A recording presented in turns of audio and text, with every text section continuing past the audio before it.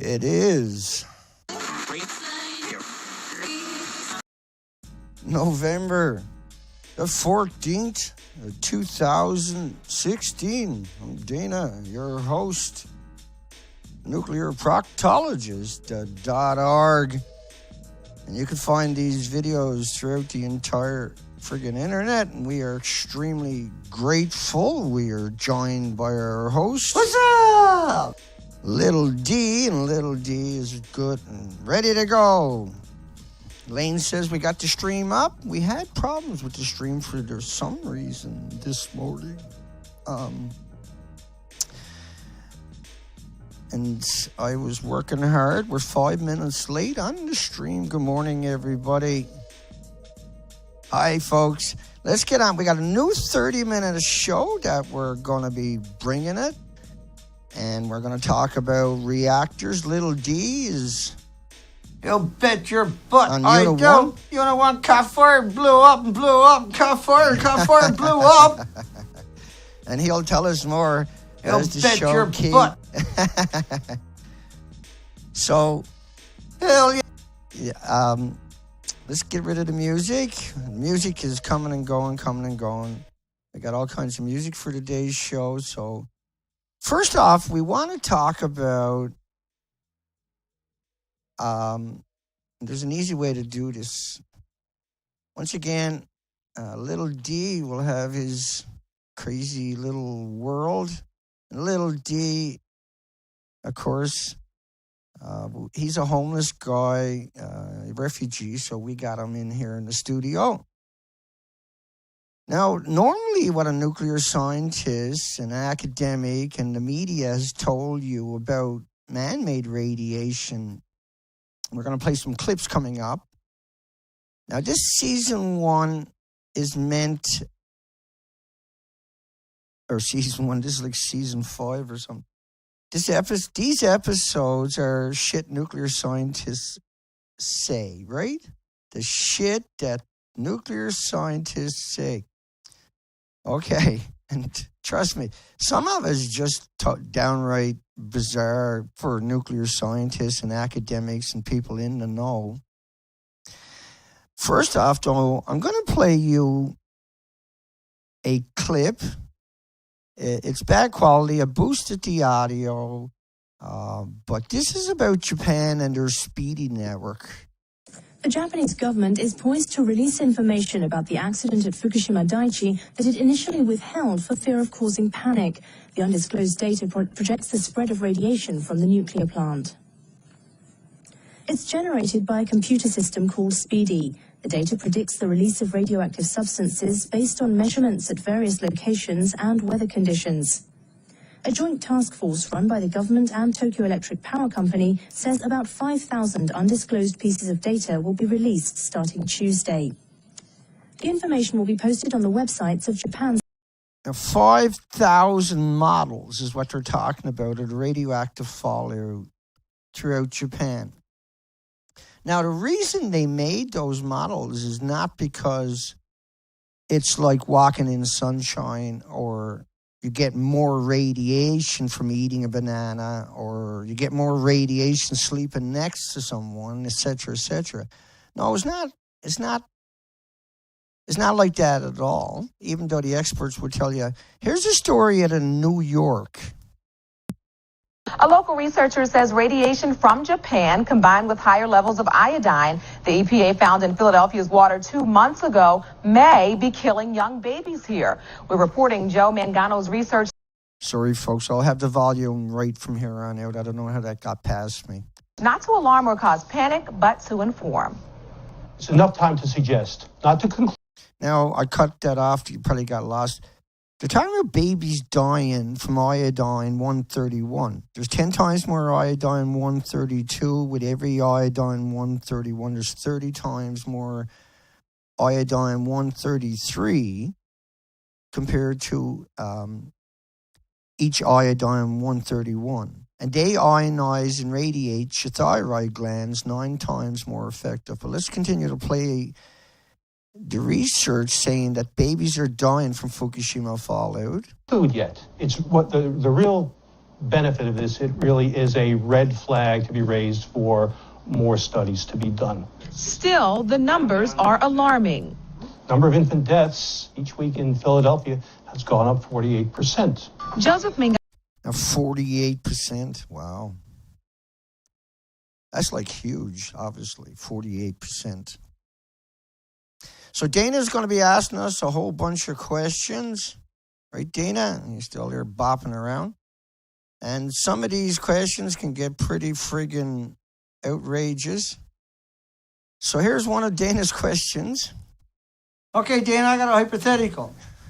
If I buy a same pair of shoes as a scientist is wearing, can I say that I walked a mile in his shoes, Dana? I need to know this shit, Dana. No. Next question.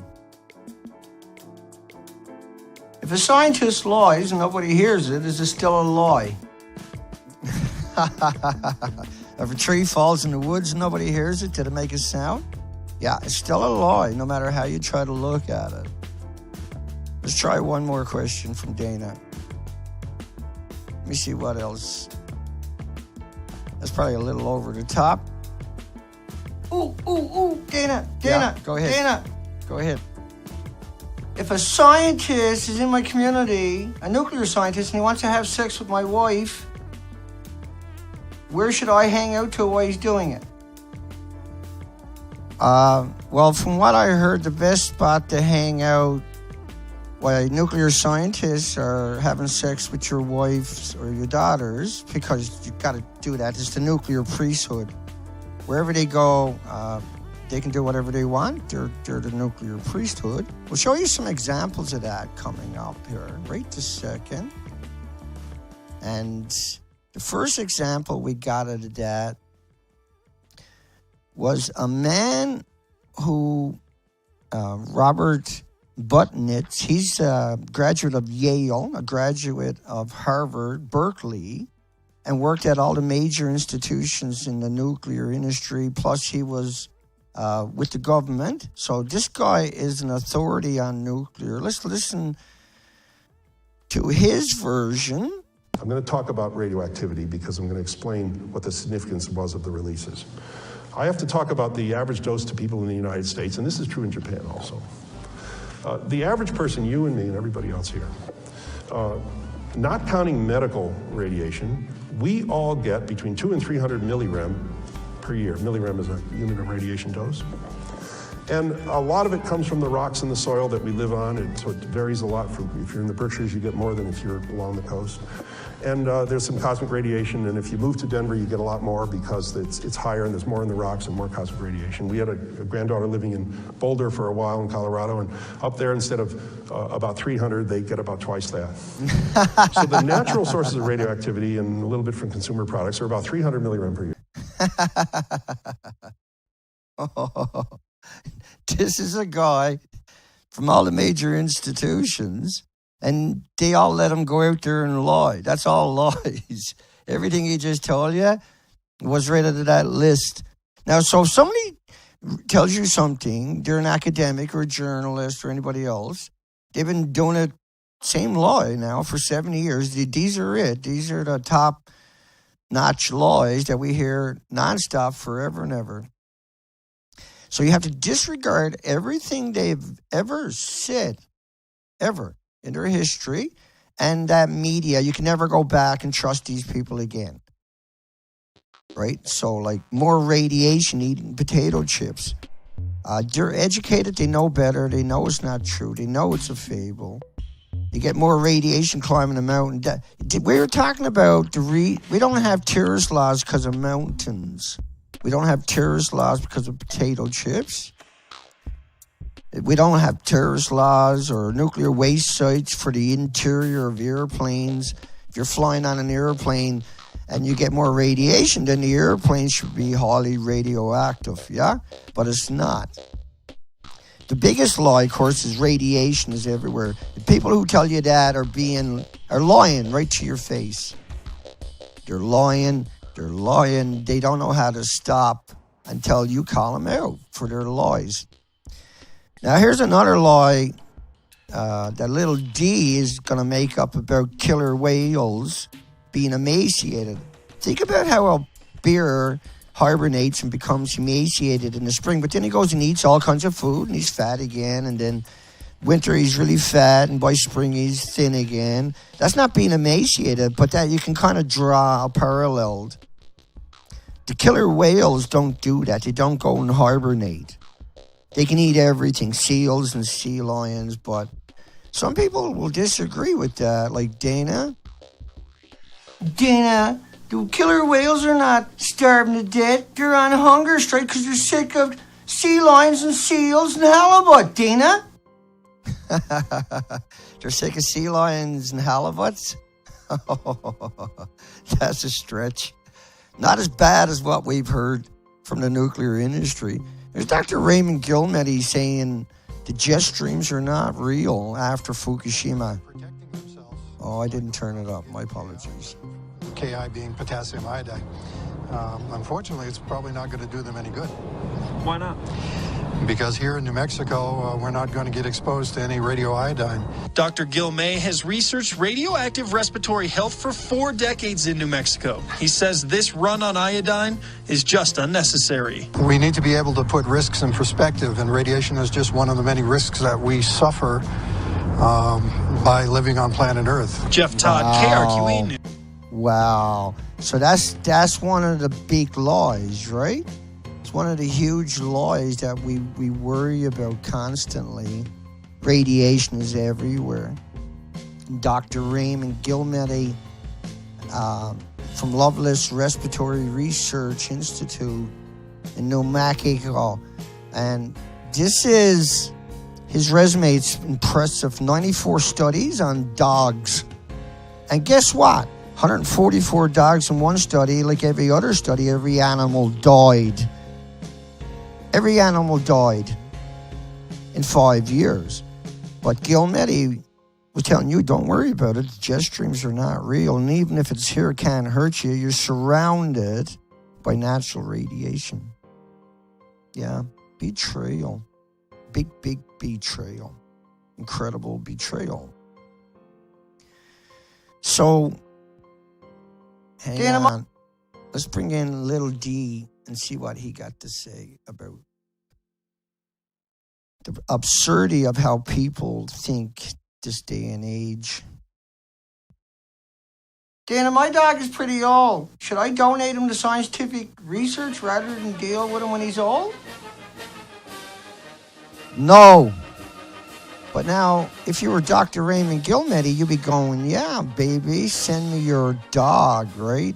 Because he needs him to kill him. And every dog in every study since the beginning of time with these guys have died in every country.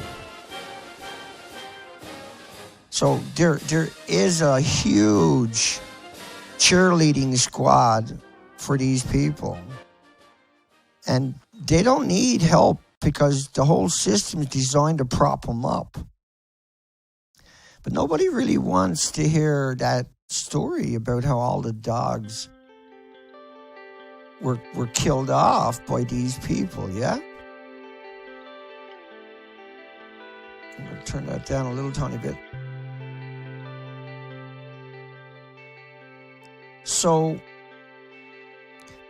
another question we hear besides, or another statement besides radiation is everywhere, used to confuse people, is this one coming up.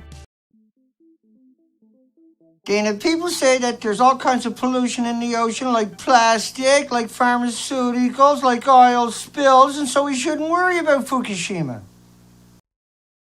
Right, and that's one that we hear all the time. It's the same as this one here. The radiation from a chain reaction is emitting. Oil doesn't emit. Plastic doesn't emit. Pollution is not emitting. It's part of nature. It's part of the solar systems. The elements were created by the sun. We took it and destroyed those elements. One of them was uranium, and all the elements coming out of a chain reaction come directly from uranium. And so uranium is one of the most precious things in the solar system. It's stardust itself. But when it goes through a chain reaction, it gets a different properties 2 million times worse than what it was. And so if you got plastic in you, it's not emitting. Your body attacks it and deals with it. It knows how to. It's a natural element from the solar system. But when man-made gets in your body, or it's in the ocean, or in animals, or in plants, or anything else, what happens is they attack it with their immune system for decades if they live long. If they live short, they attack it, or it kills them. So with us, we're really thick, we have a lot of weight, a lot of volume, and we're attacking it with white blood cells. We attack it nonstop with white blood cells. That displaces oxygen in your body for decades. And it builds a sarcophagus around it with blood cells over decades. So it's a total different environment. If you put a few isotopes in a glass of water, pulsing will kill everything in the water if it's a strong isotope. But plastic can't do something like that. Oil wouldn't do it that way, per se. Okay, so let's get another couple of questions for scientists, taking into considerations all the lies they say and the minutiae of those lies. How many times should a scientist be allowed to lie before you're allowed to call him a liar? Right, and so that's a good question, is it not? Is that not a great question? How many times should people like Gil Meddy, or should people like Robert Nut, how do you pronounce that? Budnitz, Budnitz, from Yale, from Harvard, from Berkeley, these are people, you know, you got a UC Berkeley professor was comparing ingestion of radioactive iodine to air travel. And of course, air travel, number 6, more radiation flying on a plane is another major misrepresentation. I hope that helped there, little D. So, Dana, I got a question. We'll bring Dana back in. Scientists around the world are saying that a banana is like nuclear waste. Should I be scared of bananas? Yeah. Well, once again, are you afraid when you're in a supermarket? Do you feel like bananas' beady little eyes like focused in on you every time you go in the banana section? No. Do you know anybody with a banana phobia that they didn't get from the industry? So the best way to explain that, there's a really good way to explain it. And what that is that a gram of natural potassium 40, which is in the banana, which is why they're using that connotation, a gram of the potassium, you can just go ahead and eat it, can't hurt you. Okay, that's pretty weird, Dana. I thought it was bad because they equated it with nuclear. No, that's how they confused you. So a gram of man-made is not all emitters. Now, think about this. You can put 2 million emitters on the head of a needle, but you can't see them. But a gram of potassium is potassium. It's like a gram of apple. So a gram of potassium has about 160,000 emitters. But you can put 2 million on the head of a needle, you can't see it. So obviously, the gram is not radioactive or an emitter, per se. But a gram of man-made that we talk about is 78 billion emitters times 88. So 78 billion is a curry, and there's 88 curries in a gram of man-made. But that's also 1 million watts. That's 1 million watts. Take a 3,000 watt heater and tell me what happens to your light and power bill. Now imagine 333 of them running on something the size of a gram. But remember that gram of man-made, in order to get that, you had to get 400 train car loads of iron ore. You had to get the same amount of chemicals. You had to use massive refinery techniques and all kinds of technology to get it down to a gram of the emitters, which is 88 times 30, 78 billion versus 160,000 in a gram of potassium. So a huge difference. Okay, we're winding down the show. 6 minutes to go. Let's keep it rocking. I think Dana got one more question. Dana? And we got, once again, our first episode is always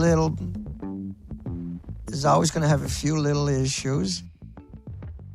We're 5 minutes late for some reason. We've never had that happen to us before where I wasn't able to.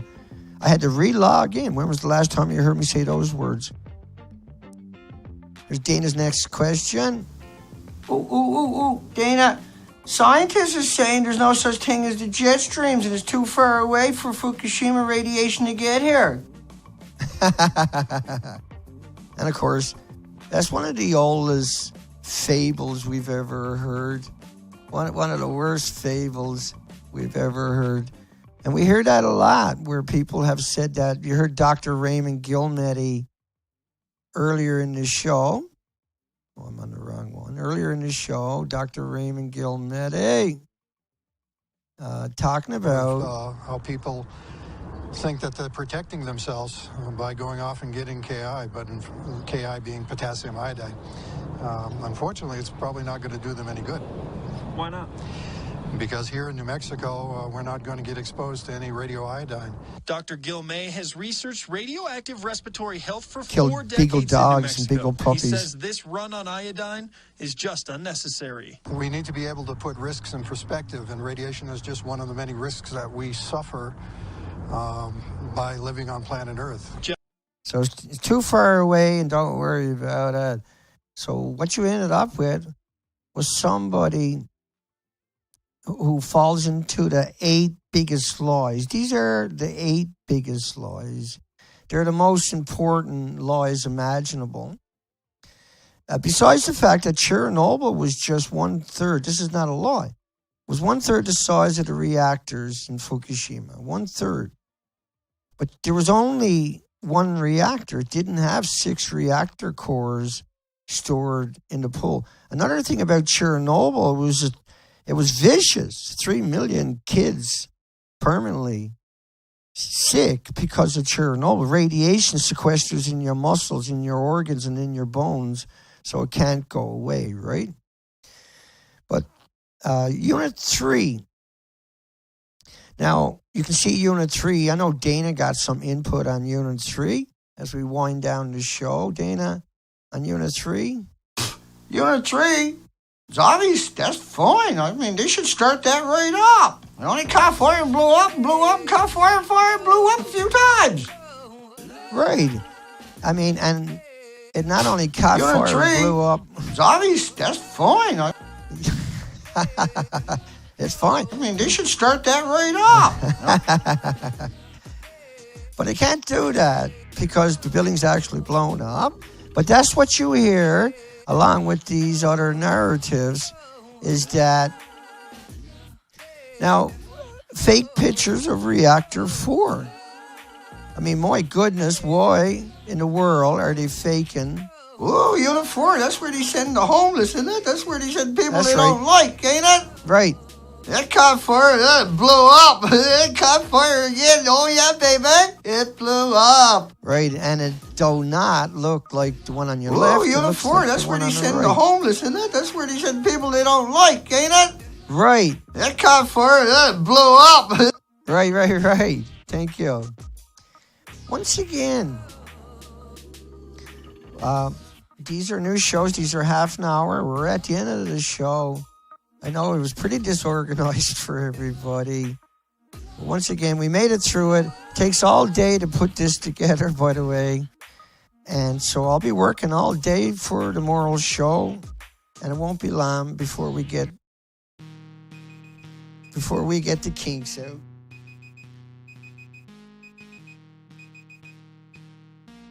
It's a little rough. Okay, here we go. That's the end of it. Once again, hugs for everybody. Neil Amthurst, thank you everybody for finding the time. Shani, Ken, Elaine, hugs. Thank you, Elaine, by the way. I didn't send you an email on that last one. I haven't checked my email, folks, in the last couple of days. Burnt out trying to do all of this. Get ready for the 5 days a week kickoff. It's full time. And I've been making videos all week and censored heavily. Hi, Patrick, CJ, Neil Amthurst, Deb, Elaine again. Hugs, honey. Thank you. Nathan. Hugs for everybody. John Blake, Stetson. And I know a lot of people can't make it in these time zones, and that's okay. It's reposted up at Beautiful Girl by Dana after. Hugs for everybody. We made it through the first episode, so the rest should be a lot easier to find our way through. And once again, we have to have a conversation about Japan. We got to have a conversation about the death of the Pacific Oceans. The whales are not on a hunger strike. The sea lions are not on a hunger strike. These animals like food, okay? They don't just become bulimic. They don't just decide to walk away and not eat. That's not normal. Well, no pun intended, they don't walk, but they swim. They will eat everything, including each other, and that's what they're doing. This is what we're seeing. It's time to have a conversation. It's time to stop the endless lies. It's time to make a stand. It's time for Earth's last stand. It's time to make your peace with God. We are in end times. There is no way back from this because we won't be given a chance. We are censored, defunded, attacked, and vilified. But we are here, and we are strong, and we are many, and we are not going away. Hugs for everybody. We'll catch everybody tomorrow, 10:30 a.m. Pacific Standard Time. Take care.